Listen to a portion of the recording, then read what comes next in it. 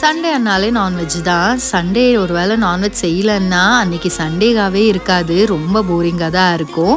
எனக்கு நான்வெஜ்னால் அது பிரேக்ஃபாஸ்ட்டுக்கு சாப்பிட ரொம்ப பிடிக்கும். உங்களுக்கு எத்தனை பேருக்கு இப்படி பிடிக்கும்ன்றதை கண்டிப்பாக ஷேர் பண்ணுங்க. நேற்று சண்டேன்றதுனால ஆட்டுக்கால் பாயா தான் செஞ்சுருந்தேன். இதை செய்யறதுக்கு நான் ஆட்டுக்காலை உப்பு மஞ்சள் போட்டு நல்லா கழுவி குக்கரில் சேர்த்துருக்கேன். அதுக்கப்புறமா வெங்காயம், தக்காளி, பச்சை மிளகா, கருவேப்பிலை, உப்பு, மஞ்சள், சில்லி பவுடர், தனியாதூள் இத்தனையும் சேர்த்து நல்லா தண்ணி விட்டு அதை 15 விசில் வச்சு எடுத்துக்கினேன். இது விசில் போகிறதுக்குள்ளே பார்த்திங்கன்னா ஈரல் எடுத்துன்னு வந்திருந்தாங்க, அதுவுமே தாளிச்சிட்டேன்.